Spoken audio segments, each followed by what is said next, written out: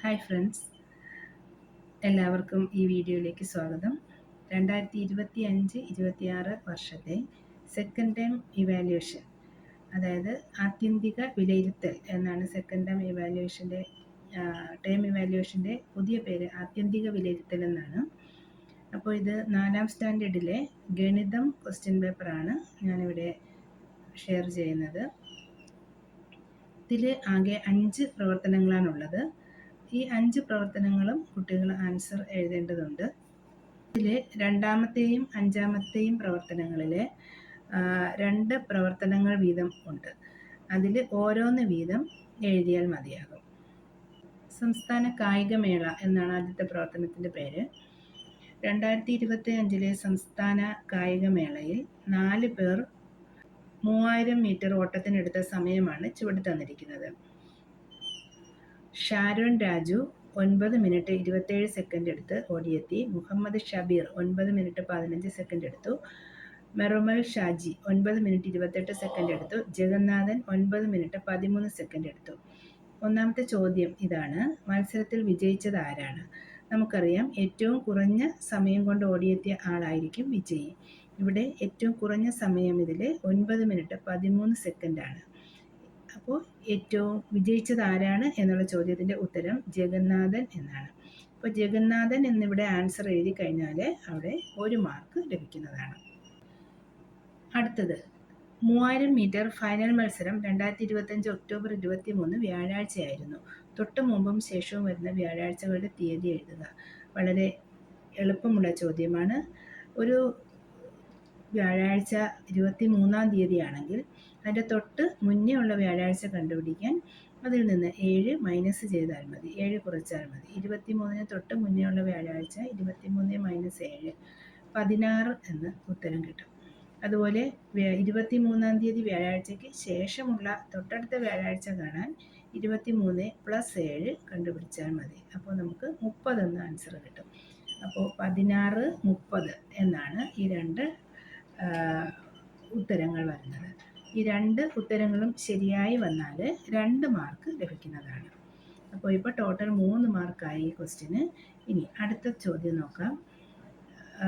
C 3 മണി 45 minute സമയം ക്ലോക്കിൽ വരച്ച് ചേർക്കുക. ഇതാണ്. അപ്പോൾ ഇതും 1 മാർക്കിൻ്റെ ക്വസ്റ്റ്യനാണ്. അപ്പോൾ ഇതിൽ 3 മണി 45 മിനിറ്റ് സമയമാണ് വരച്ച് ചേർക്കേണ്ടത്. 3 മണി 45 മിനിറ്റ് എന്ന് പറയുമ്പോൾ 4 മണി ആകാൻ 15 മിനിറ്റ് കൂടി വേണം. അപ്പം 3-നും 4-നും ഇടയ്ക്കായിരിക്കും മണിക്കൂർ സൂചി വരുന്നത്. അപ്പോൾ ഇങ്ങനെ നമുക്ക് മണിക്കൂർ സൂചി ഇങ്ങനെ വരയ്ക്കാം. അത് കഴിഞ്ഞാൽ മിനിറ്റ് സൂചി 45 മിനിറ്റാണ് വരേണ്ടത്. അപ്പോൾ 45 മിനിറ്റ് എന്ന് പറയുമ്പോൾ നേരെ 9-ന് നേരെ മിനിറ്റ് സൂചിയും വരയ്ക്കണം. ഇങ്ങനെ വരച്ചു കഴിഞ്ഞാൽ ഇവിടെ 1 മാർക്ക് ലഭിക്കുന്നതാണ്.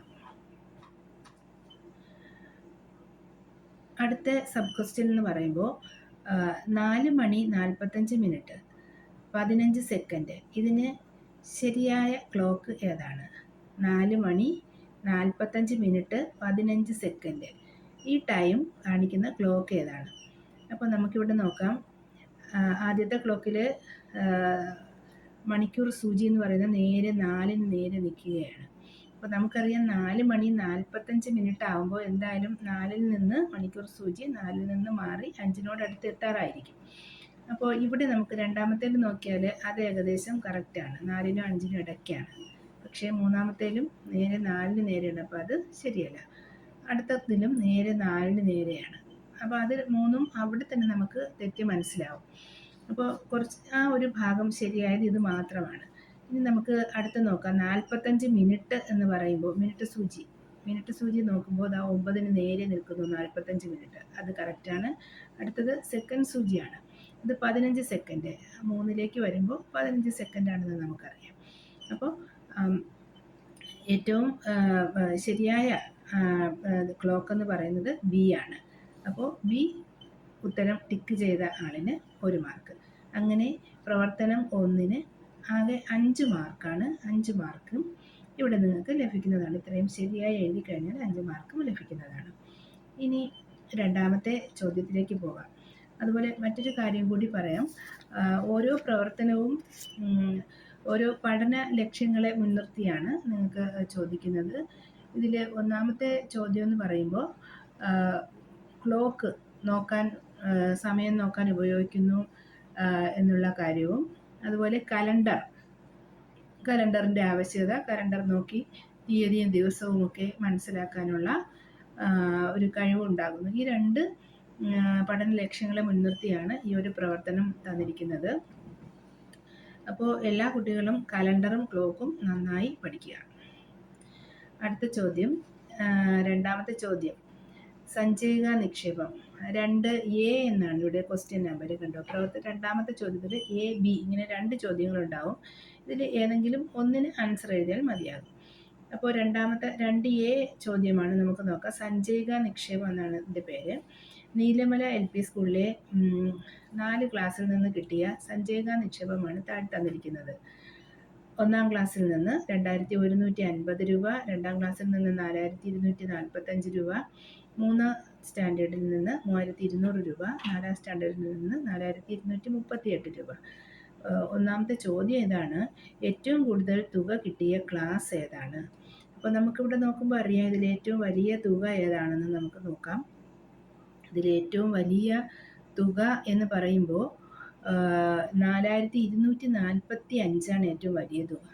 അപ്പോൾ ഏറ്റവും തുക കൂടുതൽ കിട്ടിയ ക്ലാസ് എന്ന് പറയുമ്പോൾ 2-ാം സ്റ്റാൻഡേർഡാണ്. അപ്പോൾ ഇവിടെ 2 എന്ന് എഴുതിയാൽ നമുക്ക് 1 മാർക്ക് ലഭിക്കുന്നു.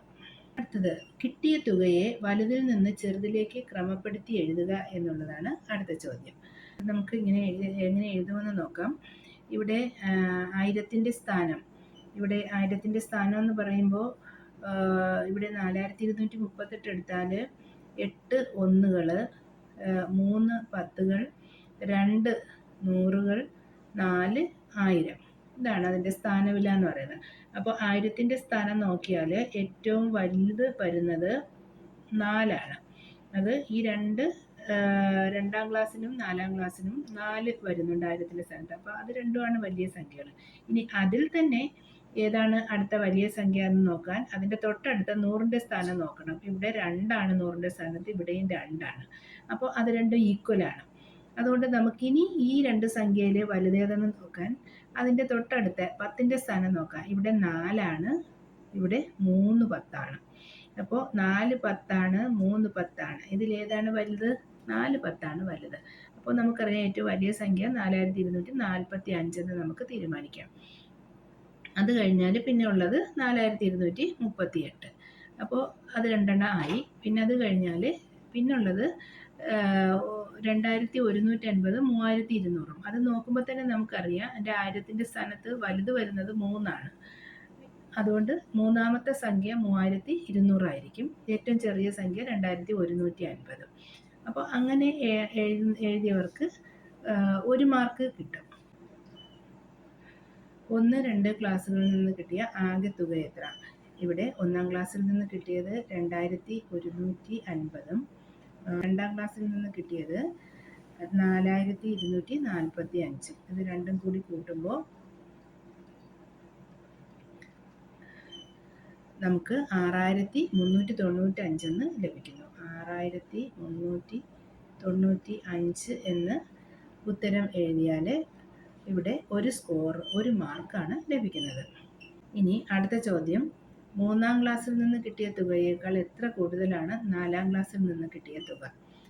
അത് കണ്ടുപിടിക്കാനായിട്ട് 4238 നിന്ന് 3200 കുറയ്ക്കണം.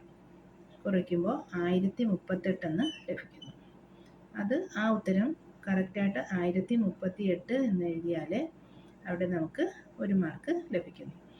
ഇനി അടുത്ത ചോദ്യം, ചുവടെ തന്നിരിക്കുന്നവരെ ശരിയായ പാറ്റേണിനു നേരെ അടയാളമിടുക. ആദ്യത്തെ പാറ്റേൺ നമുക്ക് നോക്കാം. 3950, 4450, 4950, 5950. അപ്പോൾ ഇത് ശരിയാണോ എന്ന് അറിയാനായിട്ട് നമുക്ക് എങ്ങനെ നോക്കാം? ഇത് രണ്ടും തമ്മിലുള്ള വ്യത്യാസം എത്രയെന്ന് നോക്കാം. 3950നോട് എത്ര കൂട്ടിയാൽ 4450 കിട്ടും? അല്ലെങ്കിൽ 4450 നിന്ന് 3950 കുറച്ച് നോക്കുക. അപ്പോൾ കിട്ടുന്ന ആ ഒരു സംഖ്യ ഉണ്ടാവും. അതുപോലെ ഇത് രണ്ടും തമ്മിൽ കുറച്ച് നോക്കുക. അതുപോലെ ഇത് രണ്ടും തമ്മിൽ കുറച്ച് നോക്കുക. ഇതെല്ലാത്തിനും ഒരേ ഉത്തരം ലഭിക്കുകയാണെങ്കിൽ അതൊരു ശരിയായ പാറ്റേൺ ആണെന്ന് നമുക്ക് പറയാം. അതുപോലെ ബിയിലും അതുപോലെ തന്നെ ഇത് രണ്ടും തമ്മിലുള്ള വ്യത്യാസം കണ്ടു നോക്കുക. അതുപോലെ ഇത് രണ്ടും തമ്മിലുള്ള വ്യത്യാസം കണ്ടു നോക്കുക. അതുപോലെ തന്നെ ഇത് രണ്ടും തമ്മിലുള്ള വ്യത്യാസം കണ്ടു നോക്കുക. അതായത് ആദ്യത്തെ 2655 എത്ര കൂട്ടിയാൽ 2756 കിട്ടുമെന്ന് നോക്കുക. അതുപോലെ 2756 എത്ര കൂട്ടിയാൽ 2857 കിട്ടുമെന്ന് നോക്കുക. അതുപോലെ 2857 എത്ര കൂട്ടിയാൽ 2958 കിട്ടുമെന്ന് നോക്കുക. ഇവിടെ ഇങ്ങനെ എല്ലാ പാറ്റേണും നോക്കുമ്പോൾ നമുക്കിവിടെ ശരിയായിട്ട് വരുന്നത് എല്ലാത്തിലും ഒരേ ഉത്തരം വരുന്നത്, അതായത് ഇത് തമ്മിലുള്ള വ്യത്യാസം. ആദ്യത്തെ സംഖ്യയോട് എത്ര കൂട്ടിയാലാണ് രണ്ടാമത്തെ സംഖ്യ കിട്ടുന്നത്, അതേ സംഖ്യ തന്നെ കൂട്ടി എഴുതിയ പാറ്റേൺ എന്ന് പറയുന്നത് ബി ആണ്. അപ്പോൾ ഇതിന് ടിക്ക് ഇട്ട് കൊടുക്കുക. ഇങ്ങനെ ഈ ഉത്തരം എഴുതി കഴിഞ്ഞാൽ ഇവിടെ 1 മാർക്ക് ലഭിക്കുന്നതാണ്. 4000 മൈനസ് 2900. അപ്പോൾ ഇത് നമുക്ക് 1100 എന്ന് കിട്ടുന്നു. അടുത്ത ചോദ്യം പാറ്റേൺ പൂർത്തിയാക്കാനാണ്. 7690, 7580, 7470 ഡാഷ് 7250, 7140. ഈ സംഖ്യകൾ നമുക്ക് ഒറ്റ നോട്ടത്തിൽ തന്നെ അറിയാൻ പറ്റും. ഇവിടെ 1000ൻ്റെ സ്ഥാനങ്ങളെല്ലാം 7 ആണ്. 7 ഇവിടെ 7 ആണ്, ഇവിടെ 7, എല്ലാം 7 ആണ്. അപ്പോൾ ഇനി നമുക്ക് തൊട്ടിപ്പുറത്തെ 100ൻ്റെ സ്ഥാനം നോക്കാം. 100ൻ്റെ സ്ഥാനത്ത് ആദ്യത്തേതിൽ 6 ആണ്, രണ്ടാമത്തേതിൽ 5, മൂന്നാമത്തേതിൽ 4. അപ്പോൾ അടുത്ത എത്ര ആയിരിക്കും? 3 ആയിരിക്കും. അപ്പോൾ ആദ്യത്തേത് 7 തന്നെ ആയിരിക്കും, രണ്ടാമത്തേത് 3. ഇനി അടുത്ത പ്ലേസ് നോക്കാം. ഇവിടെ 9 ആണ്, ഇവിടെ അത് 8 ആയി, ഇവിടെ ആയപ്പോൾ 7 ആയി. അപ്പോൾ ഇവിടെ എത്രയാവും? 6 ആവും. അടുത്തത് 4ാമത്തെ പ്ലേസ്. 1ൻ്റെ സ്ഥാനം എല്ലാത്തിലും 0 ആണ്. അപ്പോൾ ഇതിലും അതുപോലെ 0 ആയിരിക്കും. അപ്പോൾ 7360 ആണ് ശരിയായ ഉത്തരം. 7360 എന്ന് എഴുതിയാൽ ഇവിടെ 1 മാർക്ക് ലഭിക്കുന്നു. ഇങ്ങനെ 5 ചോദ്യങ്ങൾക്ക് ഓരോ മാർക്ക്, ടോട്ടൽ 5 മാർക്ക്. അടുത്തത് കലണ്ടർ കണക്കാണ്. പ്രവർത്തനം 4. നിങ്ങൾക്കിവിടെ ക്വസ്റ്റ്യൻ പേപ്പറിലെ കലണ്ടർ കാണാം. അതിൽ ആദ്യത്തെ ചോദ്യം, ഒക്ടോബർ മാസത്തിലെ ആദ്യ ബുധനാഴ്ച ഏത് തീയതിയിലാണ്? ഒക്ടോബർ മാസത്തെ ആദ്യ ബുധനാഴ്ച. അപ്പോൾ ആദ്യത്തെ വ്യാഴാഴ്ചയാണ് നമുക്കിവിടെ തന്നിരിക്കുന്നത്. അപ്പോൾ ബുധനാഴ്ച എന്ന് പറയുമ്പോൾ ഏതായിരിക്കും? വ്യാഴാഴ്ച 2ാം തീയതി, ബുധനാഴ്ച 1ാം തീയതി ആയിരിക്കും. അപ്പോൾ 1ാം തീയതി എന്ന് എഴുതിയാൽ അതിന് 1 മാർക്ക് ലഭിക്കും. അടുത്ത ചോദ്യം,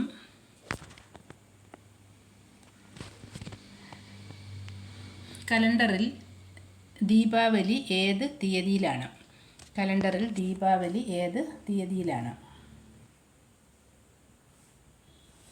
ഇവിടെ ഒക്ടോബർ 1 ബുധനാണ്. 1 കഴിഞ്ഞാൽ അടുത്ത ബുധനെന്ന് പറയുമ്പോൾ 1ഉം 7ഉം 8 ബുധനാഴ്ചയാണ്. അടുത്തത് 8ഉം 7ഉം 15 ബുധനാഴ്ചയാണ്. 15നോട് 7 കൂട്ടിയാൽ 22 ബുധനാഴ്ചയാണ്. അപ്പോൾ ബുധനാഴ്ച 22, അതിൻ്റെ തൊട്ട് മുന്നേ ചൊവ്വാഴ്ച 21 ആയിരിക്കും. അങ്ങനെയാണെങ്കിൽ ദീപാവലി ദിവസം എത്ര ആയിരിക്കും? 20ാം തീയതി ആയിരിക്കും. അപ്പോൾ 20ാം തീയതി എന്ന് എഴുതിയാൽ ഇവിടെ 1 മാർക്ക് ലഭിക്കുന്നു. നവംബർ 1 ശനിയാഴ്ചയാണ്. നവംബർ 9 ഏത് ദിവസമാണ്? ഉത്തരം ഞായറാഴ്ച. ഞായറാഴ്ച എന്ന് എഴുതിയാൽ ഇവിടെ 1 മാർക്ക് ലഭിക്കുന്നു. അടുത്ത ചോദ്യം, ഡിസംബർ 1 തിങ്കളാഴ്ചയാണ്. ഡിസംബർ മാസത്തിൽ ആകെ എത്ര തിങ്കളാഴ്ചകളുണ്ട്? ഇവിടെ ഉത്തരം 5 എന്നാണ്. 5 എന്ന് എഴുതിയാൽ 1 മാർക്ക് ലഭിക്കുന്നു. അടുത്ത ചോദ്യം, ദീപാവലി മുതൽ ഒക്ടോബർ അവസാന തീയതി വരെ എത്ര ദിവസങ്ങളുണ്ട്? ചുവടെ കൊടുത്തിരിക്കുന്നവയിൽ ശരിയായതിന് നേരെ ടിക്കിടുക. ഇവിടെ ശരിയായ ഉത്തരം ഓപ്ഷൻ സി 12 എന്നതാണ്.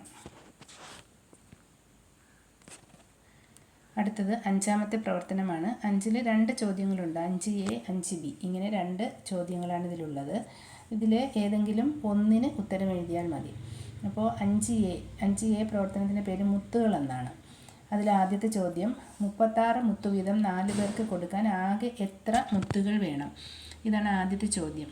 ഇതിൻ്റെ ഉത്തരം എന്ന് പറയുന്നത് 36 × 4 144 എന്ന് ഉത്തരം എഴുതിയാൽ ഇതിന് 1 മാർക്ക് ലഭിക്കുന്നു. അടുത്ത രണ്ടാമത്തെ ചോദ്യം, 36 മുത്തുകൾ അനുവും ബിനുവും കൂട്ടങ്ങളാക്കിയത് 3ന്റെ 12 കൂട്ടം, 2ന്റെ 18 കൂട്ടം എന്നിങ്ങനെയാണ്. മാതൃക പോലെ 36നെ വ്യത്യസ്ത കൂട്ടങ്ങളാക്കി എഴുതൂ. 36നെ പല രീതിയിൽ എഴുതിയിരിക്കുകയാണ്. അപ്പോൾ ഇവിടെ 12 ഗുണം 3 36 എന്ന് എഴുതിയിട്ടുണ്ട്. അതുപോലെ 18 ഗുണം 2 36 എന്ന് എഴുതിയിട്ടുണ്ട്. ഇപ്പോൾ ഇവിടെ 3 കൊണ്ട് ഗുണിച്ച് എഴുതിയിട്ടുണ്ട്, ഇവിടെ 2 കൊണ്ട് ഗുണിച്ച് എഴുതിയിട്ടുണ്ട്. അപ്പോൾ 2ഉം 3ഉം ഇവിടെ വന്നിട്ടുണ്ട്. പിന്നെ നമുക്ക് 4 കൊണ്ട് 4ൻ്റെ ഗുണനപ്പട്ടിക പറഞ്ഞാൽ എങ്ങനെ 36 കിട്ടുമെന്ന് നോക്കാം. നമുക്കറിയാം 9 ഗുണം 4 36 നമുക്കറിയാവുന്നതാണ്.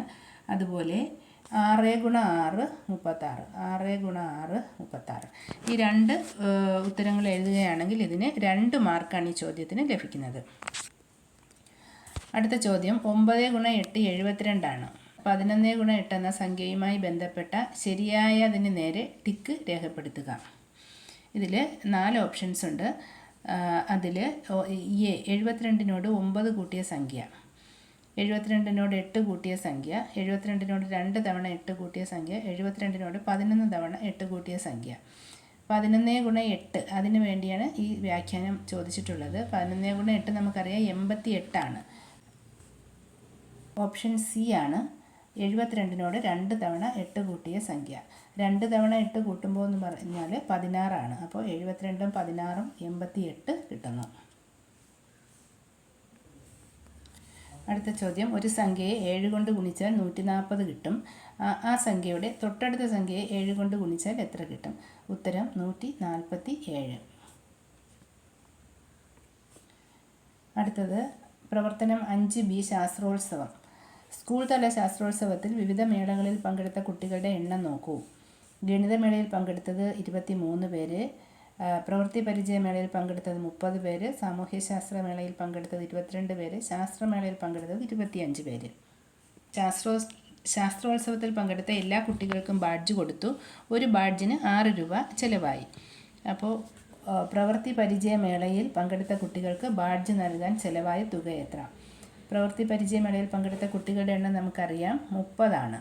അപ്പോൾ ഒരു ബാഡ്ജിന് 6 രൂപയാണ് വില. കുട്ടികൾക്ക് ബാഡ്ജ് നൽകാൻ ചിലവായ തുകയാണ് നമുക്ക് കണ്ടെത്തേണ്ടത്. 80 എന്നുത്തരം എഴുതിയാൽ 1 മാർക്ക് ലഭിക്കുന്നതാണ്. ചോദ്യം, ശാസ്ത്രോത്സവത്തിൽ പങ്കെടുത്ത മുഴുവൻ കുട്ടികൾക്കും നോട്ട്ബുക്ക് സമ്മാനമായി കൊടുത്തു. ഒരു നോട്ട്ബുക്കിന് 20 രൂപയാണ് വില. ആകെ എത്ര രൂപ ചിലവായി? അപ്പോൾ ശാസ്ത്രോത്സവത്തിൽ പങ്കെടുത്ത മുഴുവൻ കുട്ടികളെന്ന് പറയുമ്പോൾ ആകെ കുട്ടികളുടെ എണ്ണം കണ്ടുപിടിക്കണം. 100 എന്ന് കണ്ടെത്തി എഴുതിയാൽ അവിടെ 1 മാർക്ക് ലഭിക്കുന്നു. ഇനി എല്ലാ 100 കുട്ടികൾക്കും നോട്ട്ബുക്ക് കൊടുക്കുകയാണ്. ഒരു കുട്ടിക്ക് 20 രൂപ, ഒരു ബുക്കിന് 20 രൂപ വെച്ച് 100 നോട്ട്ബുക്കിൻ്റെ വിലയാണ് കണ്ടുപിടിക്കേണ്ടത്. അത് 100 ഗുണം 20 2000 എന്ന് കണ്ടെത്തി എഴുതിയാൽ അവിടെ ഉത്തരം ശരിയായിരിക്കുന്നു. അതിന് 2 മാർക്കാണ് ലഭിക്കുന്നത്. ഈ ചോദ്യത്തിന് 2 മാർക്കാണ് ലഭിക്കുന്നത്. അടുത്തത് പാറ്റേൺ പൂർത്തിയാക്കുക. 1000 2000 4000 ഡാഷ് 16000. ഇവിടെ നോക്കിയാൽ നമുക്കിതിൻ്റെ യുക്തി കണ്ടെത്തണം. 1000നോട് 1000 കൂട്ടിയപ്പോഴാണ് 2000 കിട്ടിയത്. 2000തോട് വീണ്ടും 2000 കൂട്ടിയപ്പോഴാണ് 4000 കിട്ടിയത്. അപ്പോൾ അടുത്ത സംഖ്യ എങ്ങനെ കണ്ടുപിടിക്കും? 4000തോട് 4000 കൂട്ടുക. 4000ഉം 4000ഉം ഇത്രയാണ് 8000. 8000 എന്ന് എഴുതി കഴിഞ്ഞാൽ ഇവിടെ 1 മാർക്ക് ലഭിക്കുന്നു. അടുത്ത ചോദ്യം, 10 × 9 10 ഗുണം 9 90. 13 ഗുണം 9 എന്ന സംഖ്യയുമായി ബന്ധപ്പെട്ട് ശരിയായതിന് നേരെ അടയാളപ്പെടുത്തുക. 10 ഗുണം 9 90. അങ്ങനെയാണെങ്കിൽ 13 ഗുണം 9 എന്ന സംഖ്യയുമായി ബന്ധപ്പെട്ട് ശരിയായതിന് നേരെ ടിക്ക് അടയാളപ്പെടുത്തുക. ഇവിടെ 4 ഓപ്ഷൻസ് ഉണ്ട്. 90നോട് 9 കൂട്ടിയ സംഖ്യ, 90നോട് 3 പ്രാവശ്യം 9 കൂട്ടിയ സംഖ്യ, 90നോട് 13 പ്രാവശ്യം 9 കൂട്ടിയ സംഖ്യ, 90നോട് 9 പ്രാവശ്യം 13 കൂട്ടിയ സംഖ്യ. ഇവിടെ ശരി ഉത്തരം ബി ആണ്. 90നോട് 3 പ്രാവശ്യം 9 കൂട്ടിയ സംഖ്യ. 3 പ്രാവശ്യം 9 കൂട്ടുക എന്ന് പറയുമ്പോൾ 3 ഗുണം 9 27. അപ്പോൾ 90ഉം 27ഉം 27ഉം കൂടി കൂട്ടുക. അപ്പോൾ എത്ര കിട്ടും? 117. 13 ഗുണം 9 എന്ന് പറഞ്ഞാൽ 117. അപ്പോൾ ഇതോടുകൂടി 4ാം സ്റ്റാൻഡേർഡിലെ മുഴുവൻ ക്വസ്റ്റ്യൻസ് ഞാൻ നിങ്ങളെ പരിചയപ്പെടുത്തി. ഈ വീഡിയോ ഇഷ്ടമായെങ്കിൽ ലൈക്ക് ചെയ്യാനും ഷെയർ ചെയ്യാനും മറക്കരുത്. ഈ ചാനൽ സബ്സ്ക്രൈബ് ചെയ്യാത്തവരുണ്ടെങ്കിൽ സബ്സ്ക്രൈബ് ചെയ്യാനും മറക്കരുത്. താങ്ക്